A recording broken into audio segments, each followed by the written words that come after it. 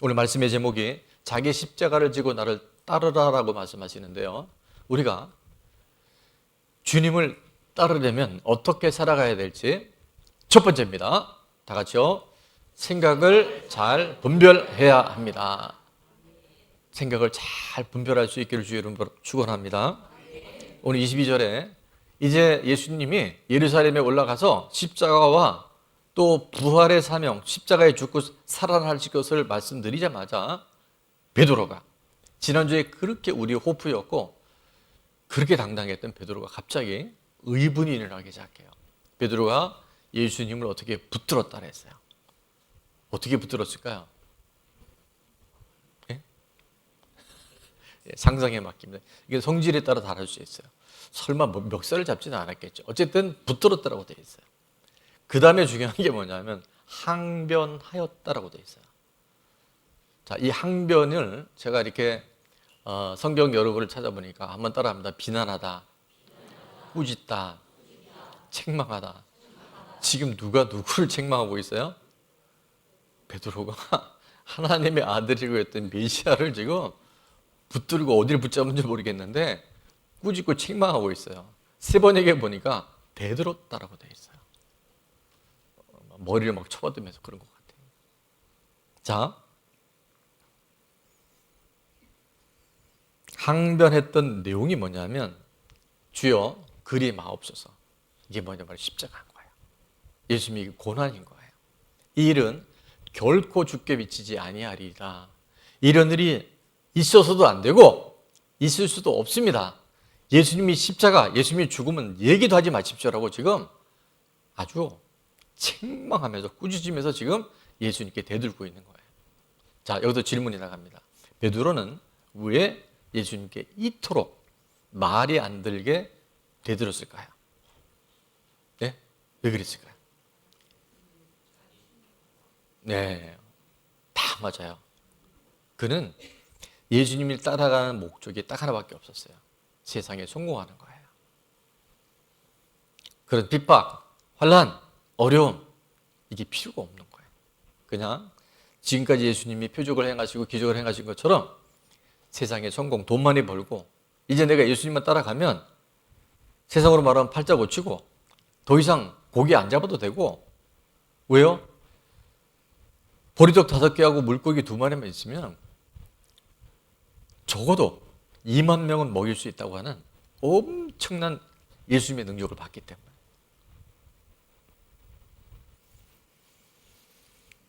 자, 이걸 바로 기복주의라 얘기하고 이걸 바로 우리가 이 세상에 성공을 쫓아가는 세속주의 신앙이라고 우리가 이야기를 하는데 이 베드로의 항변에 대해서 예수님은 어떻게 하셨냐 하면 더 세게 나가십니다. 자, 23절에 보니까 한번 같이 읽습니다. 예수께서 돌이키시며 베드로에게 이르시되 너는 나를 넘어지게 하는 자로다. 내가 하나님의 일을 생각하지 아니하고 도리어 사람의 일을 생각한도다 하시고 베드로도 뭐라고 얘기하셨어요? 사탄아. 엄밀히 말하면 베드로가 사탄이라는 것이 아니고 예수님의 이 땅에 오신 목적은 결국 뭘까요? 저와 여러분의 구원이에요. 아멘? 그럼 예수님이 뭘 지셔야 돼요? 십자가를 지셔야 돼요. 십자가를 감당하셔야 돼요. 십자가의 고난을 거치셔야 돼요. 근데 지금 베드로는 되게 의리 있어 보이지 않아요? 만약에 예수님이 기복신앙으로 오셨다면 베드로가 그러면 야, 너 진짜 내 수제자답다. 내가 너를 잘 골랐다. 야. 어떻게 네가 이렇게 기특하냐. 이렇게 얘기하셔야 정상이잖아요. 예수님은 그게 아니셨어요. 예수님은 저를, 여러분을 어디서 죄에서, 죽음의 권세, 지옥의 권세에서, 음부의 권세에서 뭐 하시려고? 건져내시려고, 구원하시려고. 그래서 하나님이 이 땅에 오신 분이 바로 예수님이신 거예요. 그래서 예수님께서 사탄아라고 얘기한 거예요. 예수님의 십자가를 감당하는 일에 방해하고 걸림돌이 되는 것은 전부 사탄이 주는 거예요. 십자가가 사명인 거예요. 옆에 보니 십자가가 사명입니다. 근데 지금 이걸 가로막고 있는 거예요. 그러면서 왜 그것이 문제가 되냐? 너는 나를 넘어뜨리게 하는 자인데 네가 누구의 일을 생각하지 않고 하나님의 일, 바로 인류 구원, 저와 여러분을 죄에서 구원하는 것이 하나님의 일인데 그건 생각하지 않고 사람의 일, 돈 벌고 잘 먹고 잘 살고 세상에 쫓아가는 그 기복신앙이 바로 사람의 일이라는 거예요. 그것이 나쁘다는 것이 아니라 그 십자가를 가로막는 모든 것들은요, 결국 사단의 조종이라는 것을 예수님은 명확하게 말씀하신 줄로 믿습니다. 자, 그래서 하나님의 일을, 자, 다 같이요. 하나님의 일을 생각하지 않고 사람의 일을 생각하는 것이 사탄의 역사입니다. 또 하나 있어요. 베드로는요, 자기 확신이 분명한 사람이었어요. 자기 신념에 쩌들은 사람이었어요. 자기 열심이 특심인 사람이었어요. 근데 이것을 버려야 돼요. 자기 열심, 자기 확신, 자기 신념, 자기 연민, 예수님으로 떠나갈지어다. 그럴 때 비로소요, 예수님이 가진 그 길이 보이게 되는 줄로 믿습니다. 하나님의 일은 방금 말씀드린 것처럼 십자가와 죽음을 통해서, 그 고난을 통해서 우리를 건져내시려는 것이 하나님의 일인데, 십자가 지지 마세요. 고난 피해 가세요. 이것이 사단의 지금도 핍박과 환난이 기독교의 위협이 아니라 고난 없는, 십자가 없는 부활, 지옥 없는 천국, 예수님의 십자가를 지지 않고 구원받을 수 있다는 무시무시한 전략이 지금 이 장면에서 그대로 일어나고 있었다는 거예요. 십자가와 고난을 피하는 것이 아니라 고난과 십자가를 통해 구원받는 것이 하나님의 일이고 하나님의 역사인 줄 믿습니다. 우리가 이 기복신앙으로 가게 되면 첫 번째가 뭐냐면 실패하면 안 돼. 믿음의 사람은 손 대는 것마다 다 잘 돼야 돼. 이거 반은 맞지만 반은 기복신앙인 거예요. 신앙이 좋은 우리 자녀들은 절대 시험에, 취업에 떨어지면 안 돼. 하나님 잘 믿고 따라가면 절대 암 걸리면 안 돼. 내가 믿음으로 주님 앞에 나가면 내 배우자가 절대 외도하면 안 돼. 내가 말씀대로 살아가면 우리 자녀들 속썩이지 않고 절대 가출하면 안 돼. 이게요, 그럴 때 보이잖아요. 맞아 보이잖아요. 이게 구속사라고 하는 거예요. 인간사라고 하는 거예요. 기복신앙이라는 거예요. 다시 말씀드립니다. 우리가요, 예수님 잘 믿어도 대학에, 취업에 떨어질 수 있어요. 사업 망할 수도 있어요. 암 걸릴 수도 있어요. 저도 걸렸어요. 지금도 연약한 부분이 없잖아. 있어요. 그러나 이때 없어야 돼. 피해가야 돼. 이런 일은 절대 생기면 안 돼. 이게 바로 무시무시한 사단의 전략이라는 거예요. 하나님은 절대 사랑하는 자에게 고난을 주시는 분이 아니야. 믿는 자는 가난해질 수 없어. 아프면 안 돼. 이게요, 하나님의 구속사 구원사를 방해하는 엄청난 사람의 일, 사단의 계략이라는 것이에요. 그러나 여러분, 우리가 실패가 있고 고난이 있고 질병이 있고 예기치 않은 사고가 있다 할지라도 그것을 통해서 뭐가 이루어진다면? 구원이 이루어진다면. 그것을 통해서 내가 예수님을 만날 수 있고 내 자녀와 내 가정이 구원받을 수 있다고 한다면 그거는 재앙이 아니라 그거는 하나님의 은혜요, 하나님 우리에게 주신 기회인 줄로 믿습니다. 예수님 믿어도 망할 수 있잖아요. 대학에 떨어질 수 있잖아요. 예수님 잘 믿어도 예배 시간에 좋을 수 있어요. 이 연사. 그러나 절대 그런 일이 있으면 안 된다고 하는 것은 인본주의라는 걸 잘 분별해서 자녀가 속썩일 수 있고 가출할 수 있고요.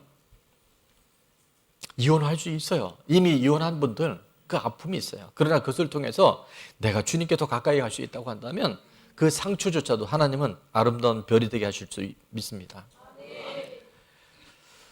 우리 믿음의 사람이 다른 것은 뭐가 있냐면요, 그런 환경 속에 있지만 이 십자가 뒤에는 뭐가 있어요? 예? 부활이 있어요. 이 고난과 이 십자가 뒤에 반드시 우리 가운데 살아나는 역사, 하나님의 부활의 그 기쁨의 참여자로 우리를 준비시키시고 예비시킨 줄 믿습니다. 베드로의 자기 확신과 자기 신념과 자기 열심은 며칠 못 갔어요.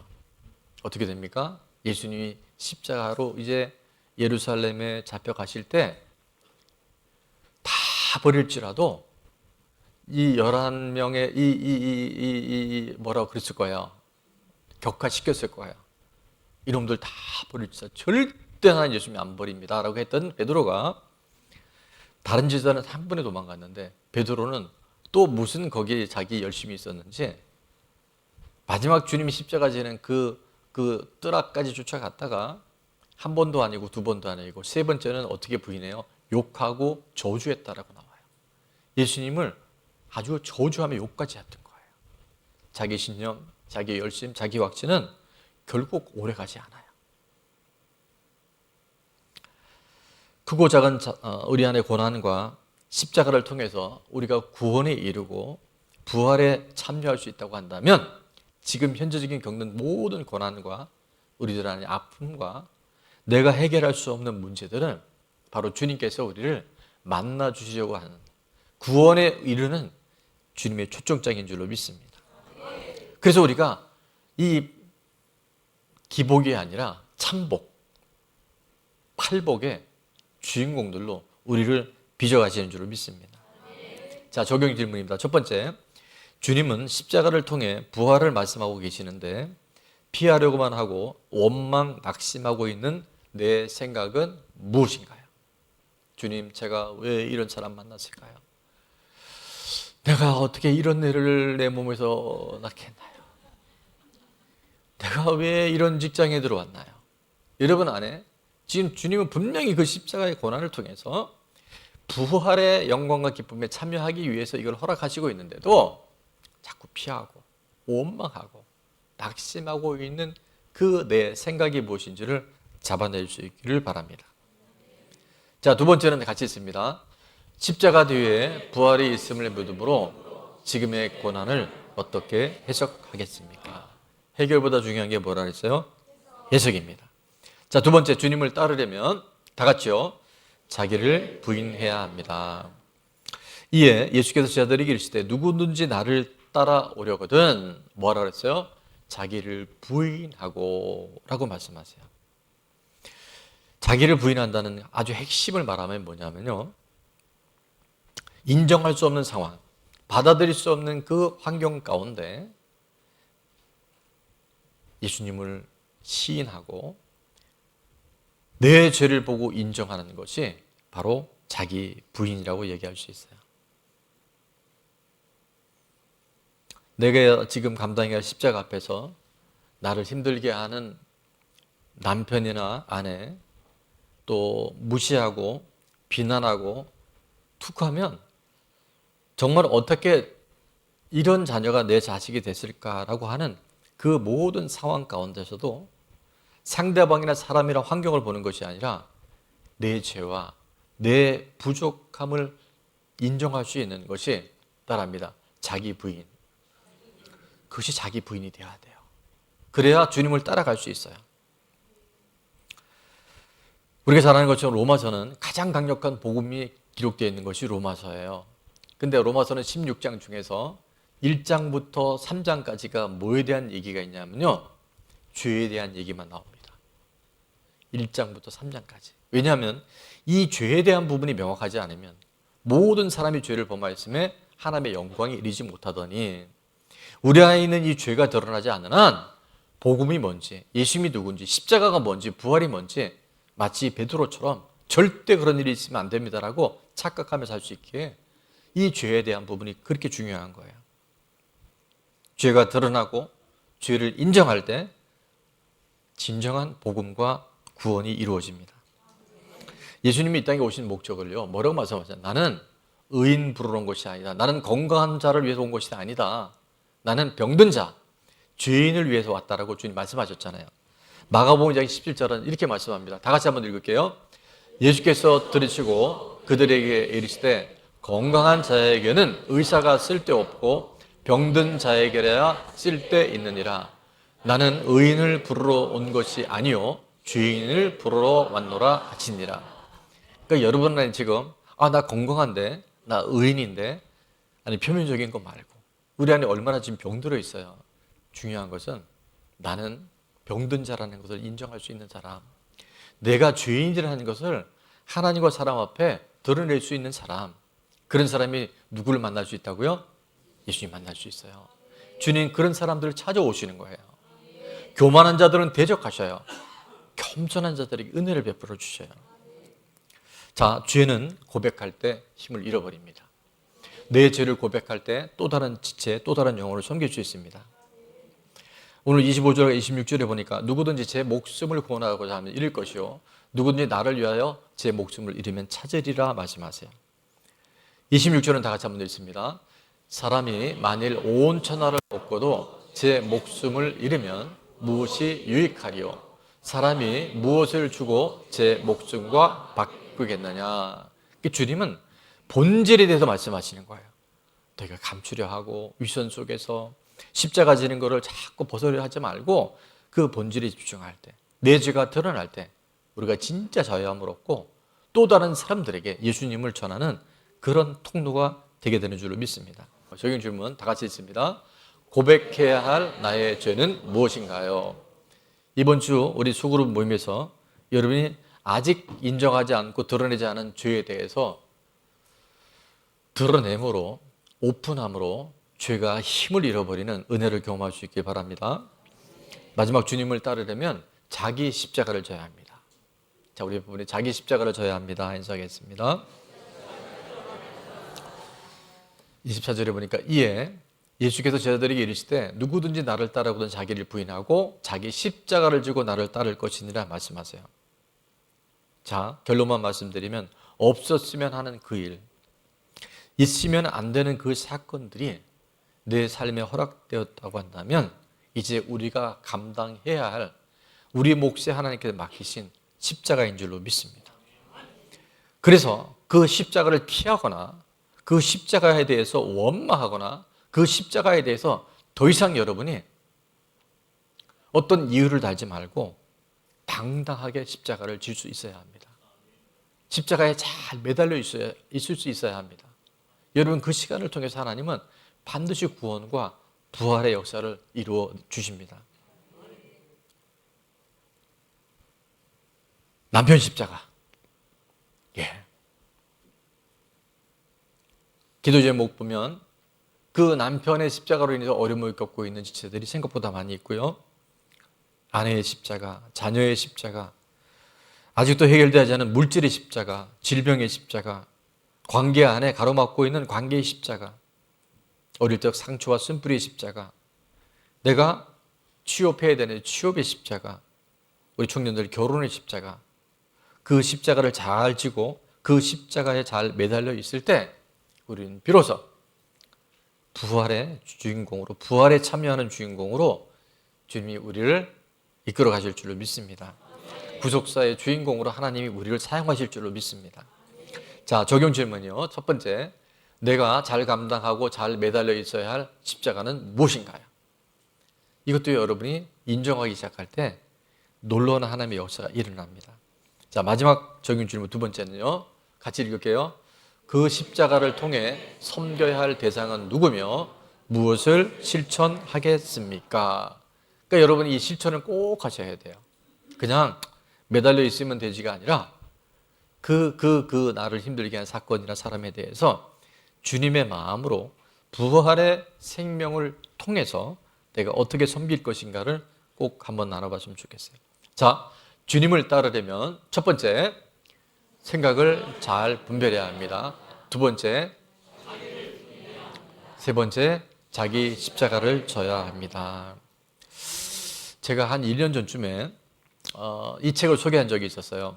벤저민 하디라고 하는 분이 쓴 책인데 세계적인 베스트셀러 쓰여졌고 지금도 꾸준한 스토리셀러인 것 같아요.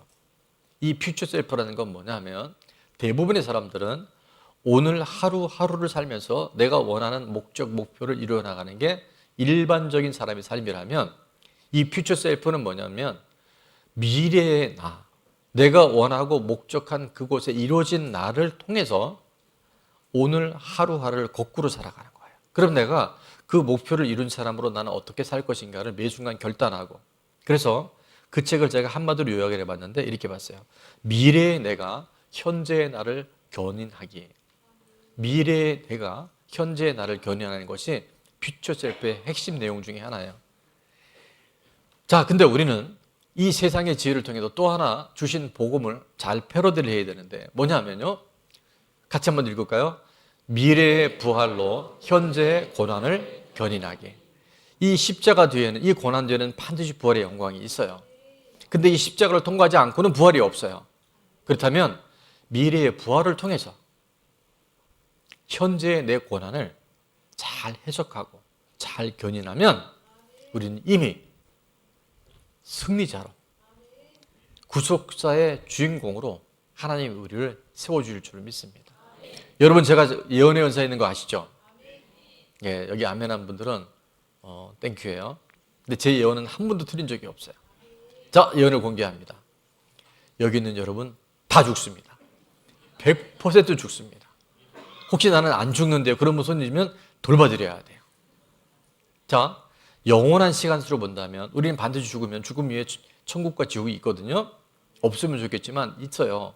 그러면 그 영원한 시간 속에서 100년, 120년 그게 의미가 없진 않겠지만 점에 지나지 않습니다. 순간에 지나지 않습니다. 근데 이 100년, 120년이 왜 중요하냐면 이 시간을 통해서요, 우리가 영원한 천국에 가 있을지 아니면 영원한 지옥에 가 있을지가 결정이 되어져요.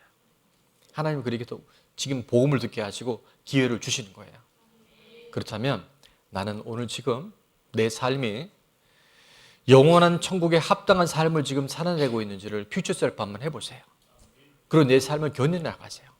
부활의 영광이 있고 영원한 천국이 내가 갈 번향이라고 한다면 나는 오늘 지금의 고난과 내가 해석 안 되고 이해할 수 없는 상처와 어려움들을 여러분 어떻게 풀어나갈 것인가를 지금 결단하셔야 돼요.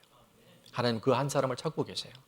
각 가정 안에, 우리 목장 안에, 열이 몸담고 있는 직장 안에, 우리 공동체와 이 나라 안에 그런 사람을 지금 찾고 계세요.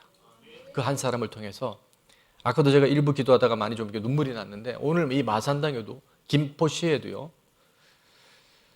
대한민국에도요 얼마나 많은 사람들이 자살해서 죽는지 몰라요. 발표를 못할 정도로 많이 목숨을 끊습니다. 그리고 자살 시도를 해요. 지금도 많은 청년들이 수십만 명의 청소년들이 히키코모리라 그래서 자기 방에서 안 나와요. 복음이 없어서, 예수님이 없어서, 죽음 이후에 천국과 지옥이 믿어지지 않아서. 그런데 오늘 하나님께서 우리에게 이 복음을 듣게 하셨다면, 주는 그리스도시요 살아계신 하나님의 아들입니다라고 이 고백이 우리 가운데 분명하다고 한다면, 여러분 천국 가는 게 목적이라면 지금 죽는 게 낫잖아요. 하나님 우리에게 사명을 주신 거예요. 여러분이 왜 지금 그 가정 안에 있는지, 왜 지금 그 상황 가운데 있는지, 바로 여러분의 십자가를 잘 지고 감당함으로 인해서, 잘 매달려짐으로 인해서 부활의 영광을 하나님께서 허락하시려고 저와 여러분이 이 땅에 심으로 줬고 그 일들이 지금도 허락하신 줄 믿습니다.